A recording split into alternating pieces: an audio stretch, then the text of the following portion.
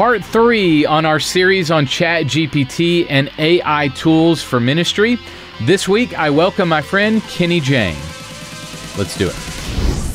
This is the definitive podcast for helping you plan, create, and execute dynamic worship experiences at your church. Useful, practical content in the areas of production, worship, communications, first impressions, and more. This is Making Sunday Happen. Hey friends, welcome to the podcast. Glad to have you here this week. We are in part 3 of our 4-part series on ChatGPT and AI tools for ministry. If you missed part 1 with my friend Alex Lyons or part 2 with Ryan Frank, be sure to jump back and listen or watch those episodes of the show. We also released a bonus episode with Rob Lauder and Jason Moore, all about MidJourney and AI Imagery for ministry. If you played around with MidJourney or any of the imagery tools, we talked about several and other AI tools that you can use. That was a bonus episode that we did just a couple of weeks ago.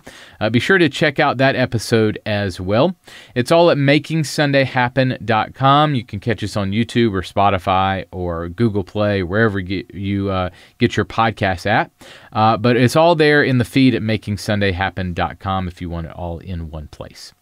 All right, we've been talking all about ChatGPT and other AI tools, what we can do with them, how can we be more efficient with them, the legal and ethical questions surrounding these tools, what the future may look like, and more. We've dove into all of that, and this week we're going to get even deeper with my friend Kenny Jahng. Kenny is the editor-in-chief at Church Tech Today.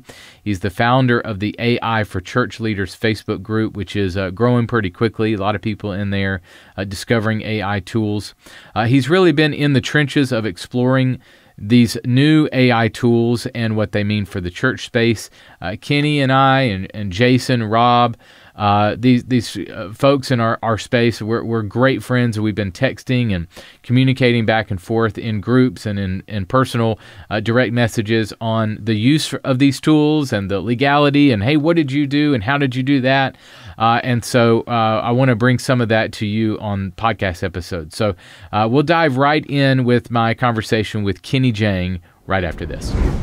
Hey friends, if you are a ministry leader that needs high quality graphics and video content at your church and fast, be sure to check out our growing ready-made media library at 1230media.com.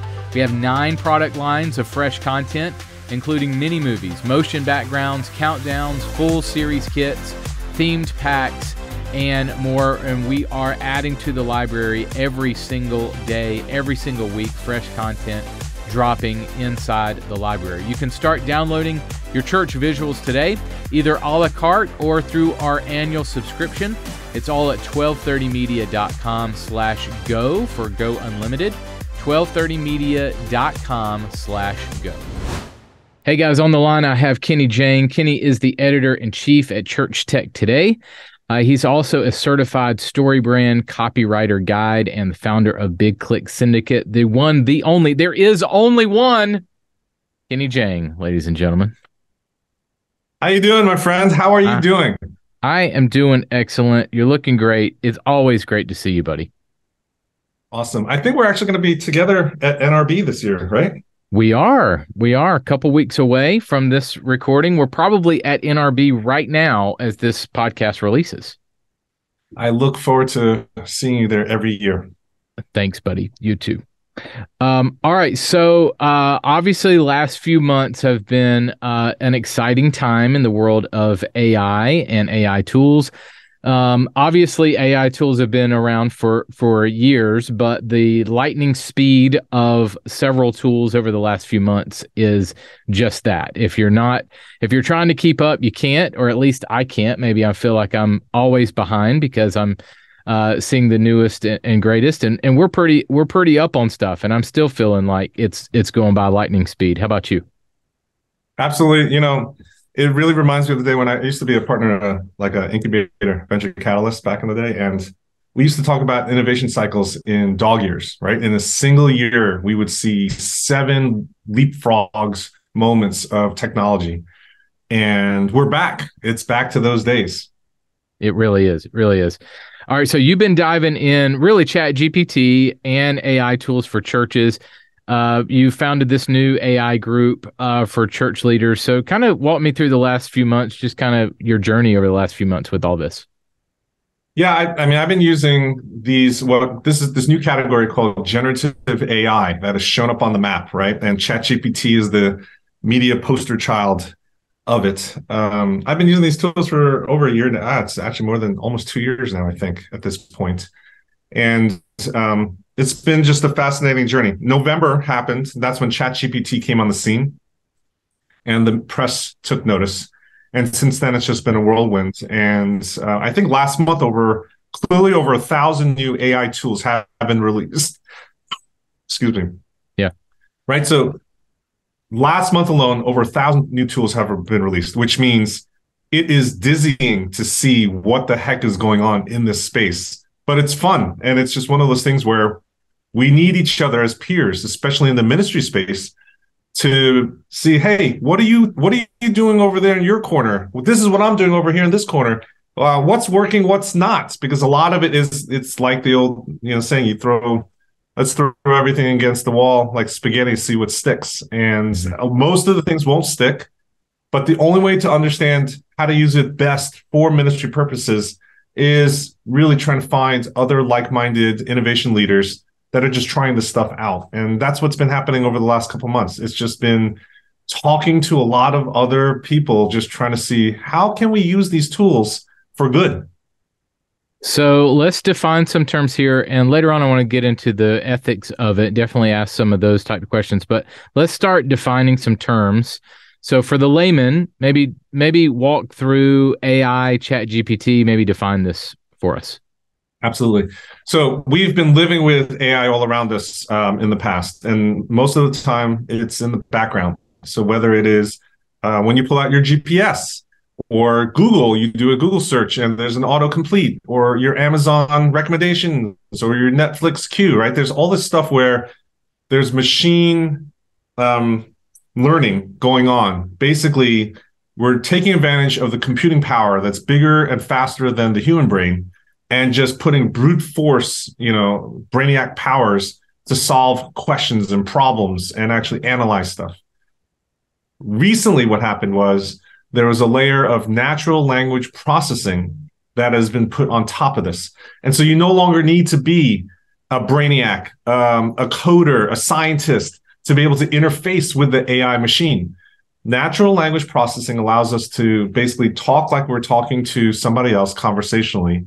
It interprets what it wants, and then goes off and does its thing and comes back. And here's the kicker: it comes back with not these results you need a scientist to figure out what it means. It comes back and interprets it back into natural language. And so ChatGPT is one of the earliest popularized versions of what we call these conversational chatbots in this genre of generative AI. And ChatGPT it's been popular because it's not limited to a certain industry or vertical. Basically, anybody and everybody, if you're working with words, it is definitely something that you could use. And now what we're seeing is multimodal stuff. So that term just means you're going to now see things with images, with audio, and with video, both as an input, and an output. And so ChatGPT is just the tool that has unlocked that for the masses to make it accessible. And so you're going to see and hear more and more about ChatGPT, but there are other competitors out there. Google has invested heavily into this other rival group or peer group called Anthropic. So there's a lot of other things going on in the space, which is good, right? We need more competition. We need more innovation. But basically, generative AI, again, is just using AI to create things, whether it be text, audio, images, or video. Does that make sense? What does the GPT stand for? Can you define that? Yeah, it's a little bit nerdy. I don't know if people really need to know, but GPT is, it's just a term that scientists, and I wish they popularized it, right? Like this is one of those things where this the nerdy stuff just stuck, right? And so then the masses where that can actually most benefit for this, um, they're basically confused. So basically, G stands for generative, right? So being able to create things. P stands for pre-trained. So the way this AI works is you have to feed it stuff. You have to train Right. stuff so that it actually does like pattern recognitions and it actually processes things. And so there's pros and cons of a pre-trained model. And a pre-trained AI means, for example, ChatGPT only has internet content up to 2021 right now, Mm-hmm. right? Because it's pre-trained with it. It's not actively out there using the internet this second. So that's what pre-trained means. It has all these databases, millions and millions of pieces of content that has been trained on. And then transformer is the last one, right? Just basically transforming, taking the data sets and outputting something else differently. So it's a little bit of a nerdy thing, but basically it just tells us, hey, this is a different type of AI, and we're here for it, Carl. We're here for it.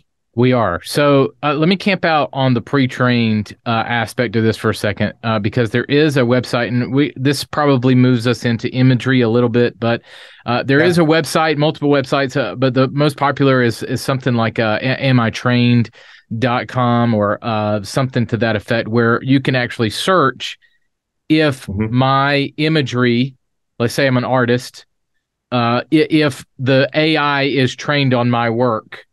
So talk to me about this, and can I opt out of that if I'm an artist? How do I know if my work has been trained on, has the AI been trained on my work, and can I opt out of it?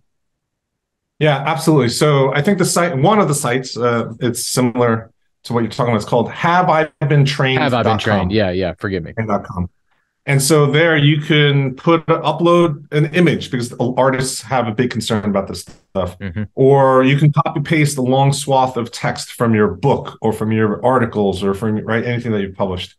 And basically, all these AI companies are using a couple of different AI models, AI databases.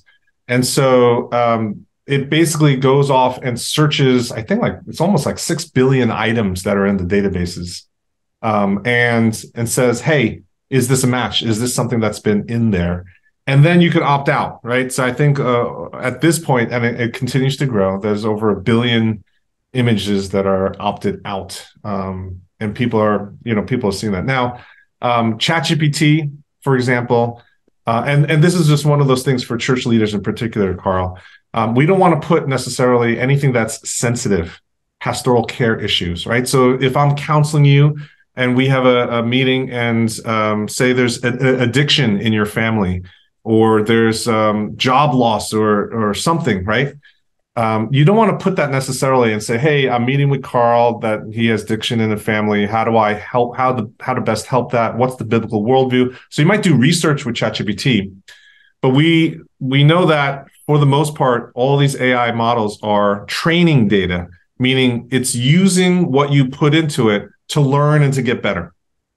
And so as a general rule, this is why all churches need an AI policy, by the way. Mm-hmm. So anything you put into it could be used to train it. Now, can it be exposed right now? Not necessarily, but can it be exposed later? You don't know what's going to happen with your data. Mm-hmm. And so this is why it's one of the big concerns. And GPT just put out some functionality and settings where you can actually opt out of the training data. So it will delete your data once it processes the response, and then it doesn't use it again.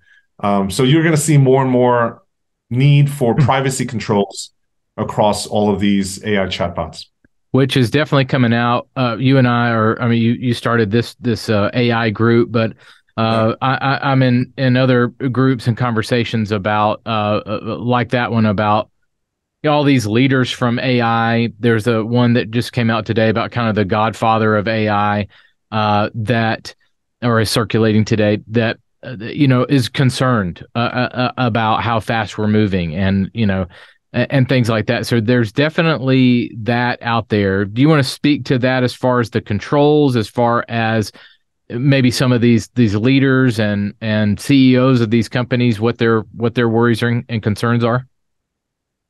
Yeah, I think one of the things that I usually talk about is back in the day when I was a church online pastor. Um, and again, this is years ago at this point. It feels like eons.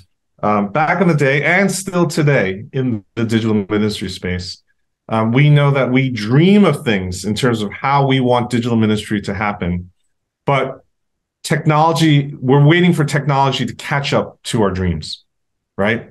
We want much more interaction on Church Online versus just a text chat, right? We have dreams for a much more immersive thing. We're waiting for technology to catch up. AI, and particularly this genre right now, is flipping that model where the technology is outpacing our dreams, Carl. And we're discovering things that the AI can do that we didn't even know that it could do. The makers of the AI, this is mind-blowing in a way.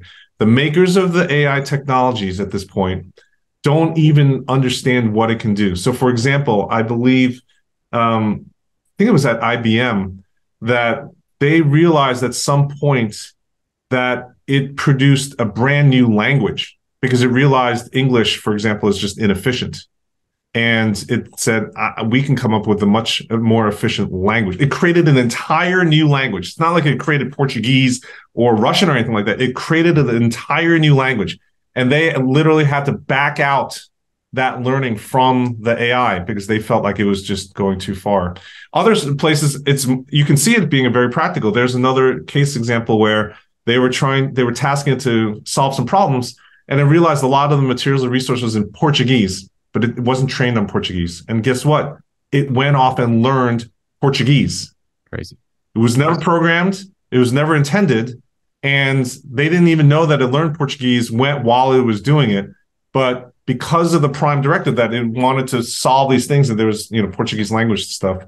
So the technology is outpacing us and our dreams right now. And is that a problem? Is that a question that we need to wrestle with? I think we do. And I think that's where a lot of these things that you're hearing about from these AI scientists that are close to it, they're flagging those concerns. And then also there's the other side that this only amplifies the nefarious usage of AI. Right. I just heard this example. This is a great example. You now have voice cloning. Like you and I if this is an audio only podcast, you don't know. Carl and I may not actually have ever recorded this ourselves. Right. It might have been just text put into a machine that's trained on our voices, and it's just producing a podcast. In fact, I'm challenging my own team internally. By the end of the summer, I want to produce a 10-episode podcast where I'm not actually recording anything in front of the mic. It used to be you need to record hours of your voice to train the AI. Now it's like within minutes or even a couple of seconds. There's something that was just debuted recently. It only needs to sample a couple of seconds of your voice, and then it can actually clone your voice.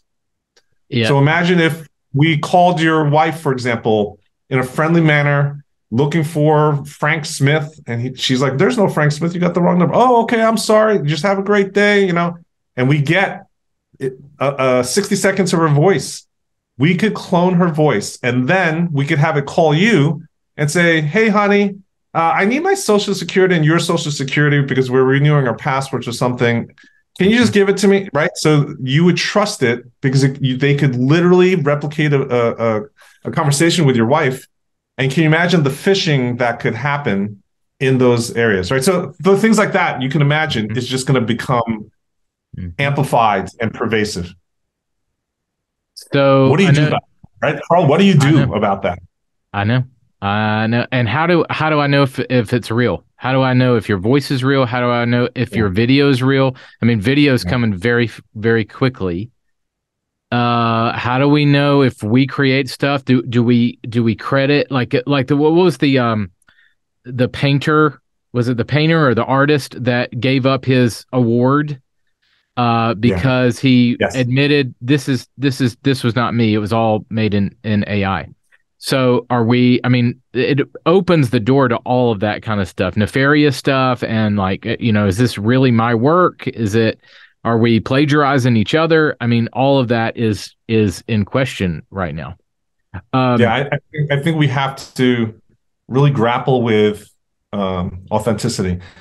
Just a side note, quick tip. Yeah. One of the things that I am suggesting is with family members is to create a safe word, Mm-hmm. a That's password. good. That's good. Yep. Something that only you and I would know so that you can just ask, right? And so someone who's cloning your voice would never know whatever that word, pineapple, whatever the year 1992. Like you would create something or a phrase that you and your close ones only know, right? That I think is there's probably ways to beat that, but that's the one thing that I'm suggesting right now. So it's definitely transforming our industry and I'm thinking of uses like, connecting ChatGPT with your social platforms and building out a social calendar and scheduling those out automatically.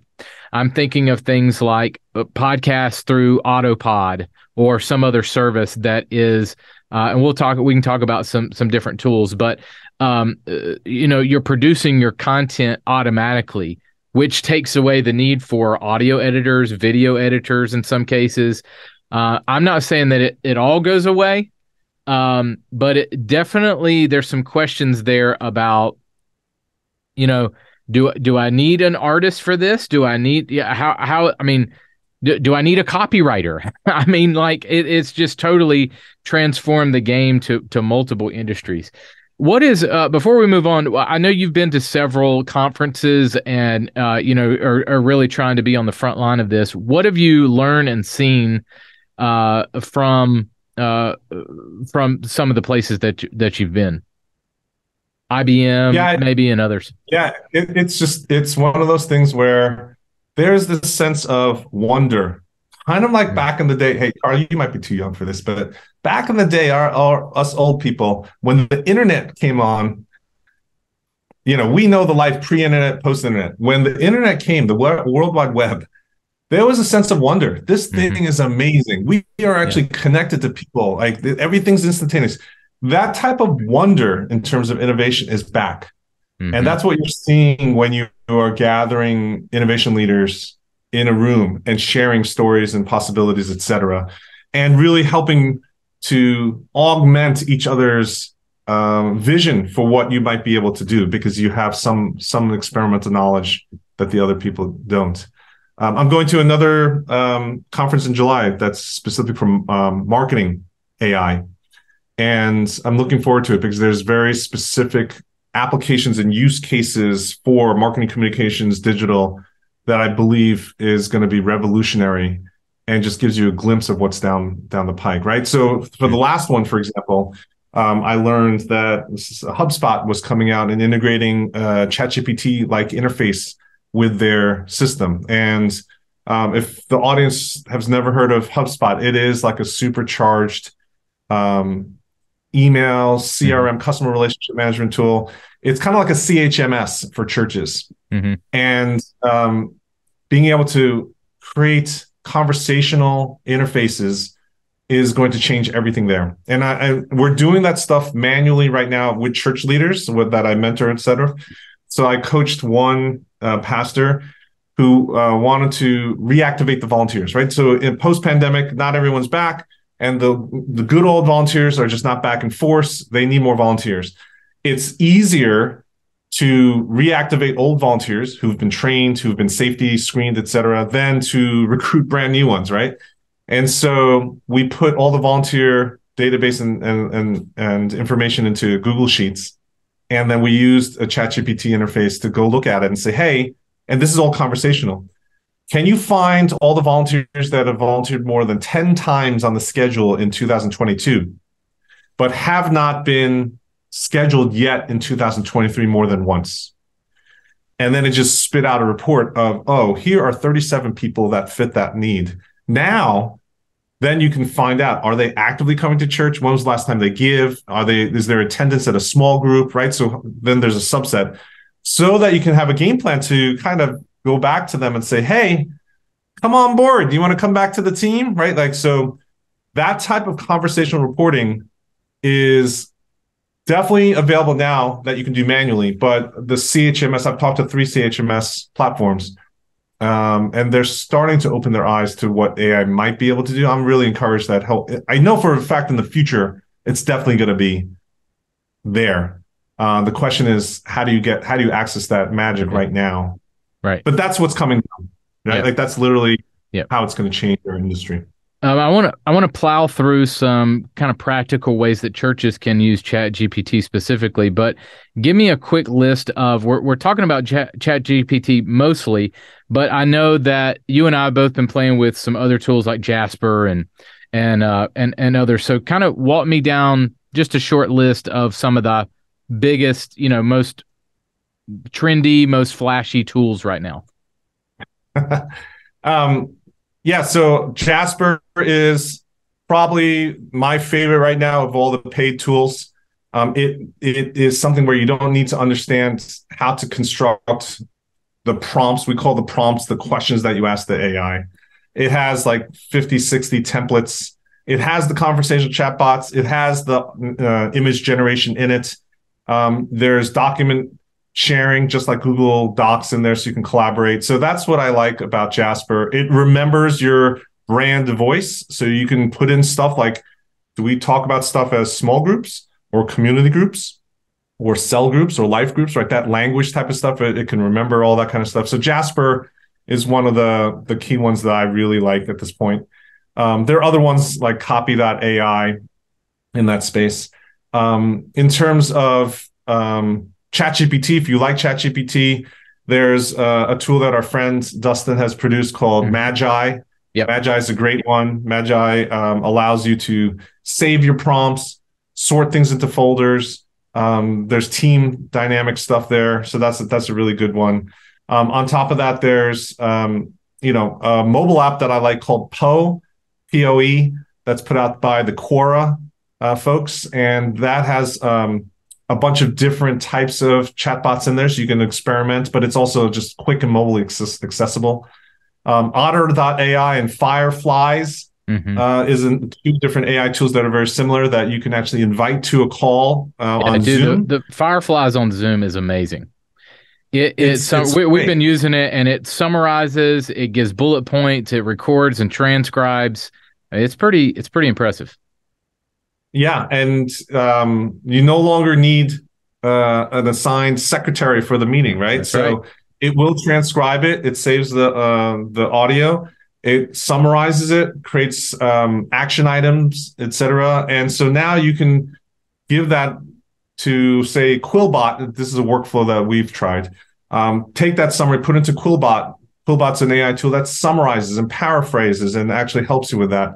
And then you can put that into a tool like Beautiful.ai.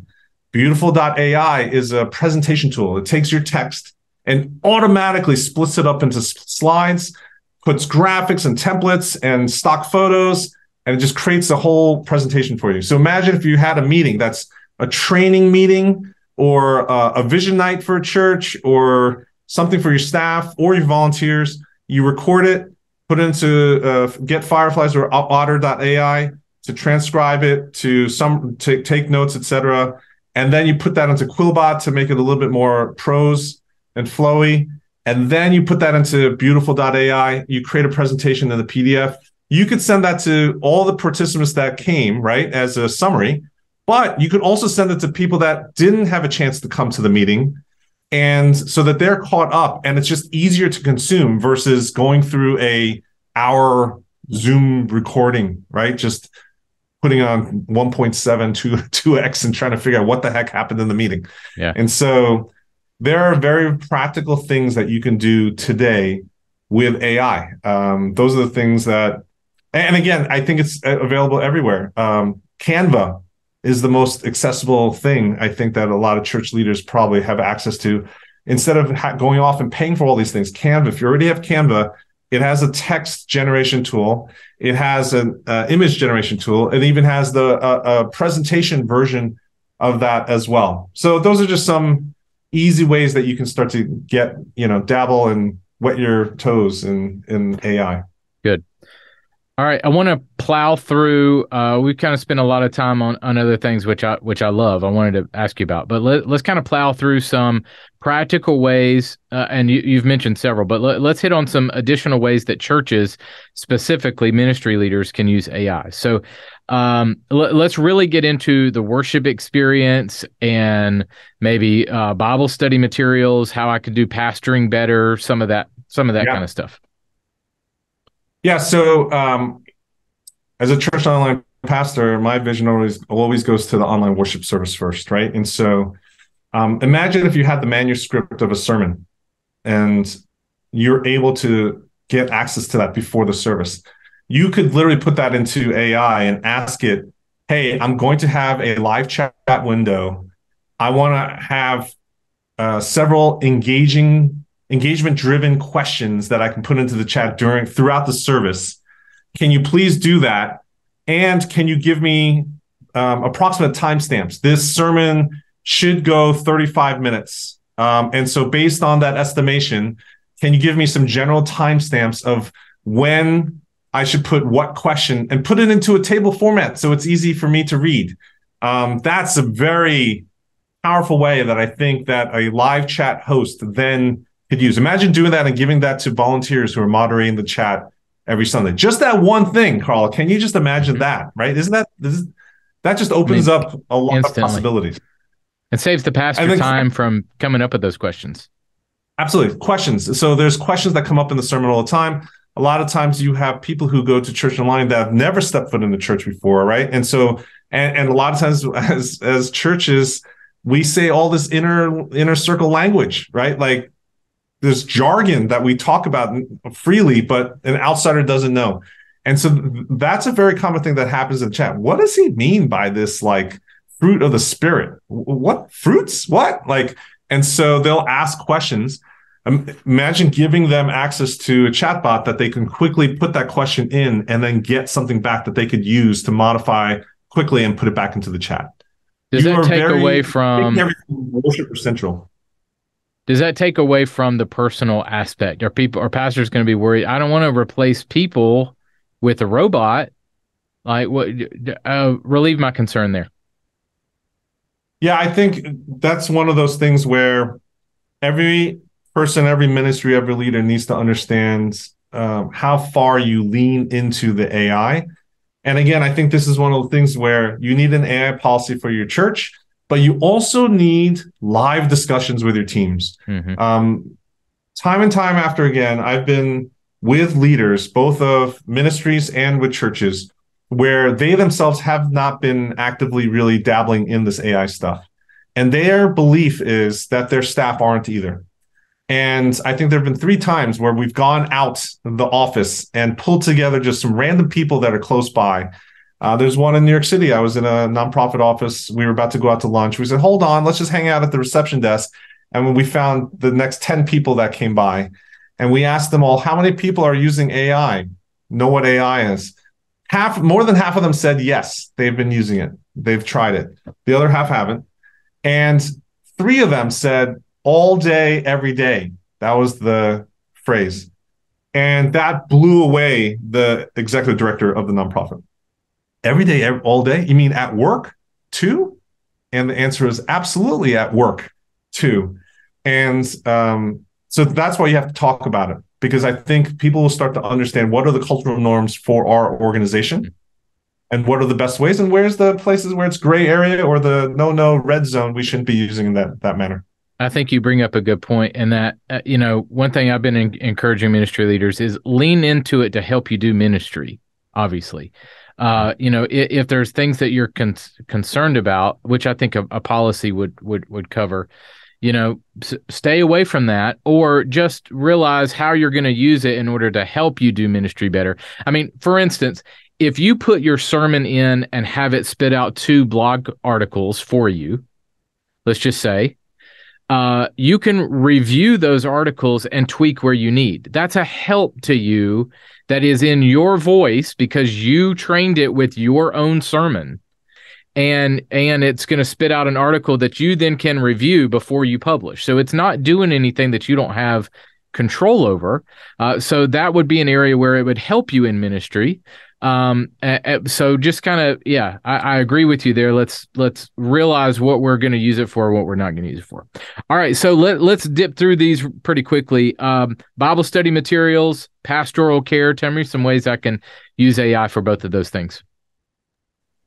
Yeah, research is one of the best ways that you can use this AI tool for. One of the best ways that I tell people now to think about this is think of it as a fresh, young seminary student intern, right? And just like with the sermons, you would never assign a seminary intern to actually write a sermon for you, and then you take it as is, don't look at it, go into the pulpit on Sunday and preach it. Right? You would never do that. You would put yourself in the loop and see what happens. And what is the expectation? It's not perfection. They're an intern. They just started. They don't understand necessarily the nuances of your theology, of your experiences, the culture of your place. They just got here. And so what you typically would do is you would assign something and it comes back and you would need to redirect it or refine what they did, right? You're going to coach them. And that coaching is what you need to do with the AI. So when you're creating Bible study material in particular, curriculum, devotionals, things like that, you want to see what it comes back with and critique it and pick it apart, just like you would with a seminary intern. The only difference is this AI has a very positive attitude. Yes, sir. Let me help you. Always willing and ready.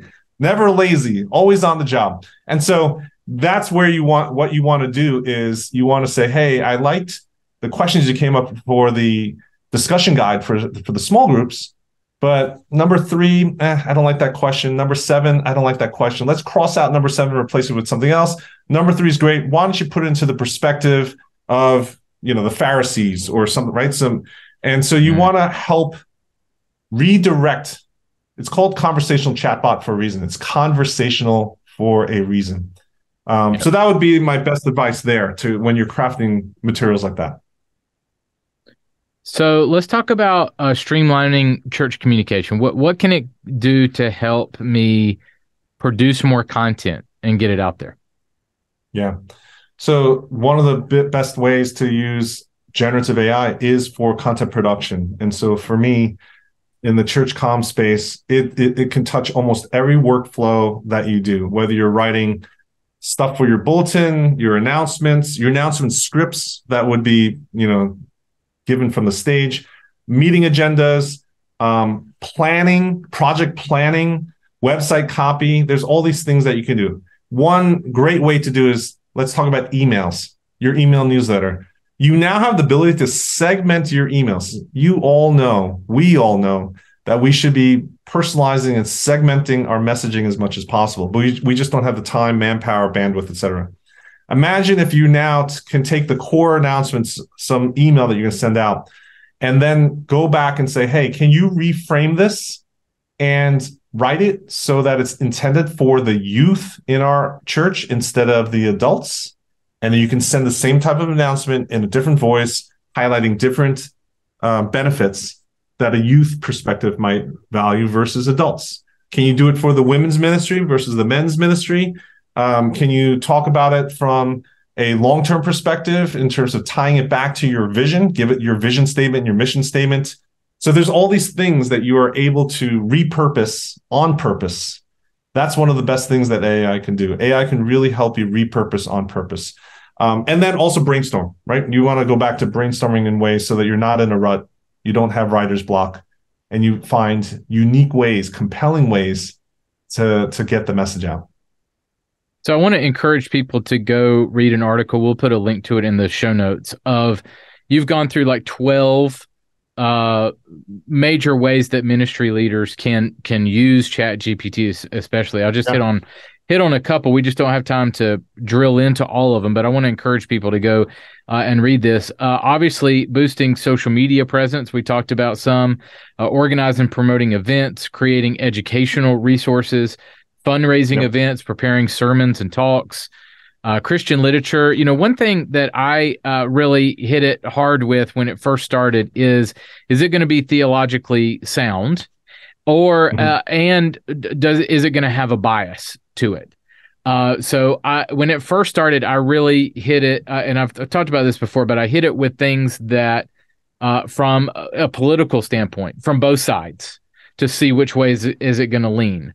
Or I've hit it with social issues. I hit it with theology. I hit it with just trying to break it.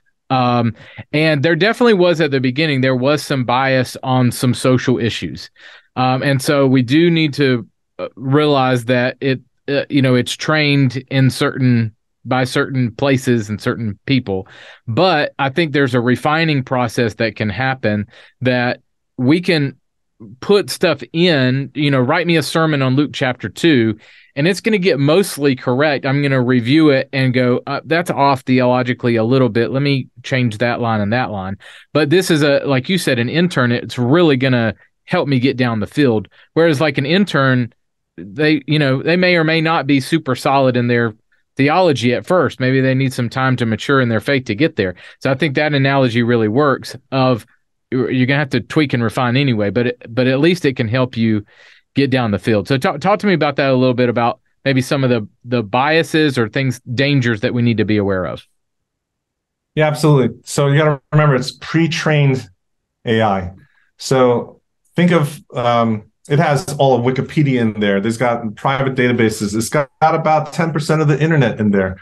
If you think about what actually has been published publicly, that's where those biases start to come into play.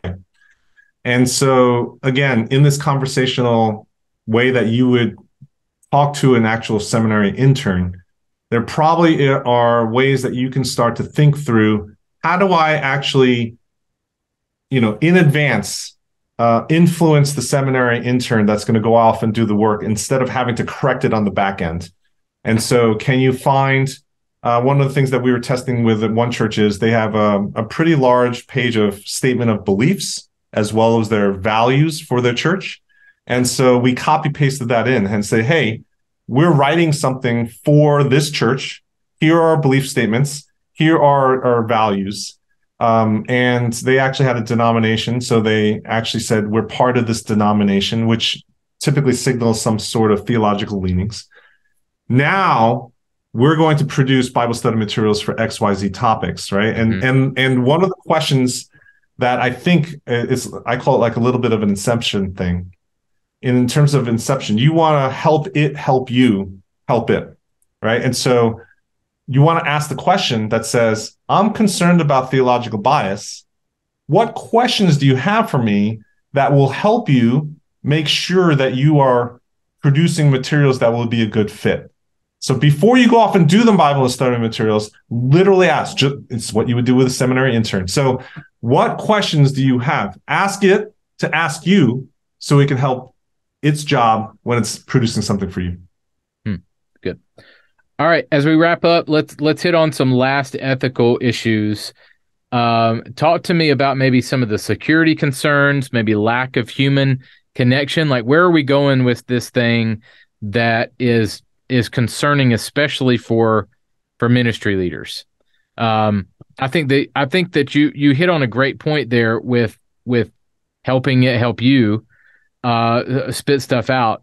But why would I be? I was hesitant at first, especially I'm hesitant on the imagery stuff right now. Not that it's not amazing, but I'm a little hesitant because I'm like, okay, are we taking from other artists, and can we resell that as pieces? Obviously, it's not Photoshop coming out right now with layers. I'm sure that's coming, which would be amazing. I know with Adobe Firefly, that's probably in the works.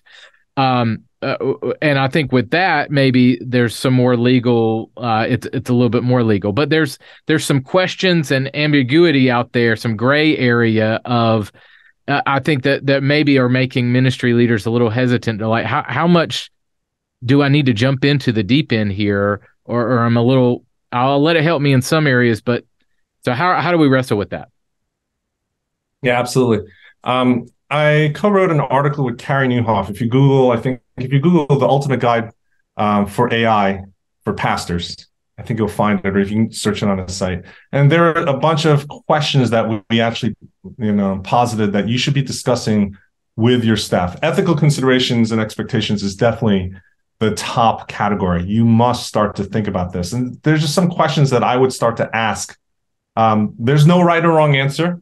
But for example, like, is there a gap in the expectations of the public for how AI should be used versus what your staff and your own ministry workers assume regarding AI for content production, content usage of that kind of style? You want to make sure that there's transparency, right? Right.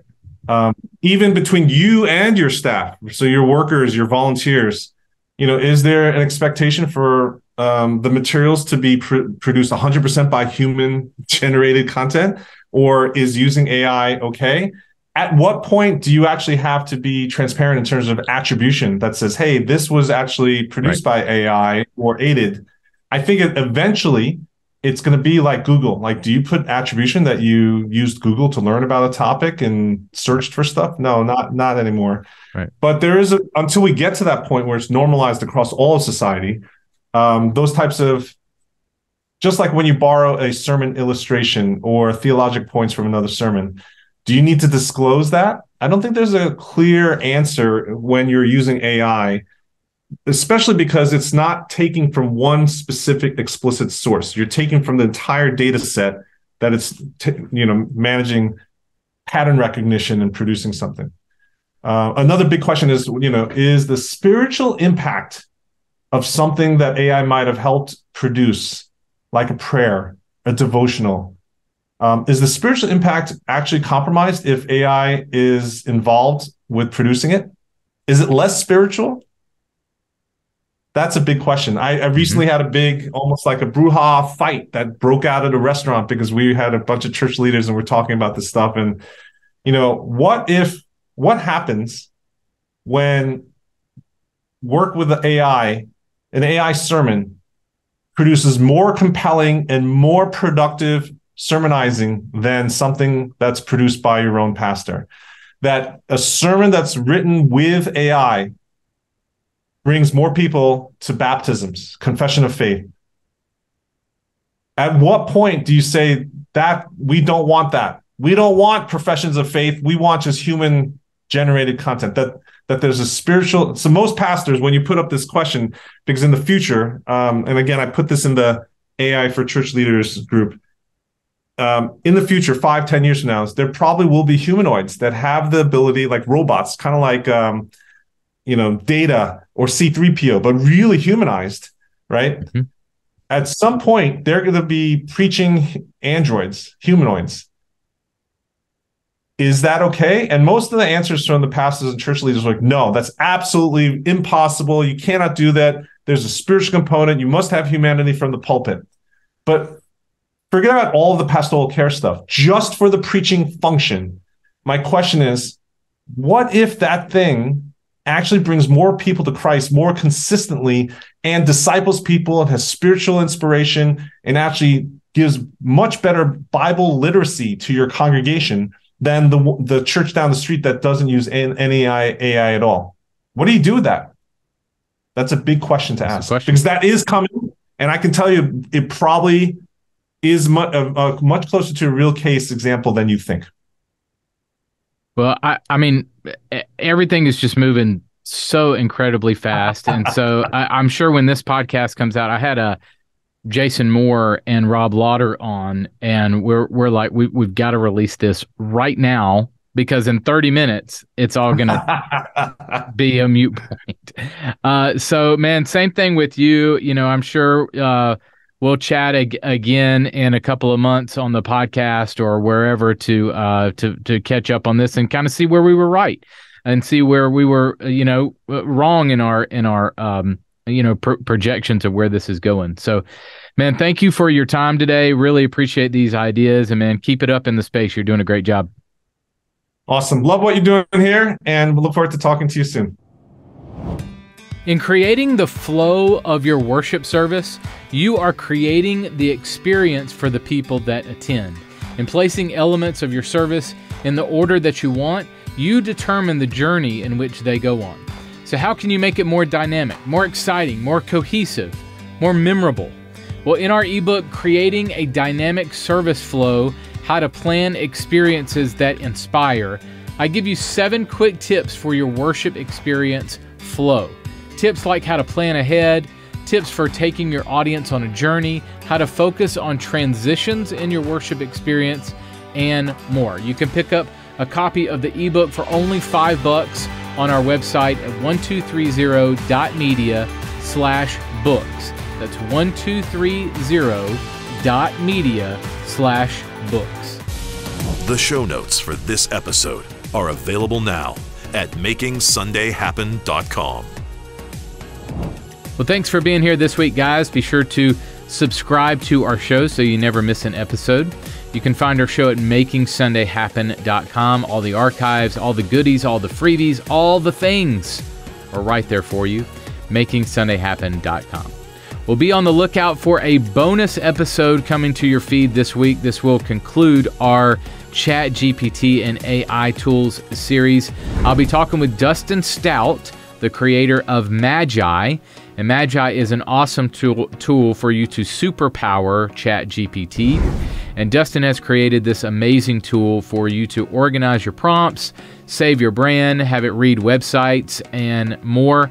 I'll talk with Dustin about how he created the software and how it can be used for you and your ministry. That's a bonus episode this week with Dustin Stout. All right, also next week, I'll welcome Pastor Kyle Eidelman. Kyle is the lead pastor at Southeast Christian Church. He's the author of the new book, When Your Way Isn't Working. We'll be talking about the book and how you can press through on Sundays or in ministry when you feel like you're hitting a wall. Ever feel like that?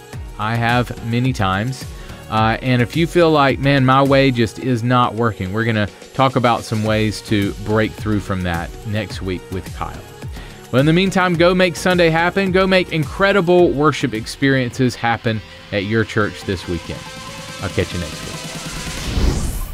Making Sunday Happen is a production of the ministry of 1230 Media. For show notes, archive episodes, and more free resources for your church, visit makingsundayhappen.com.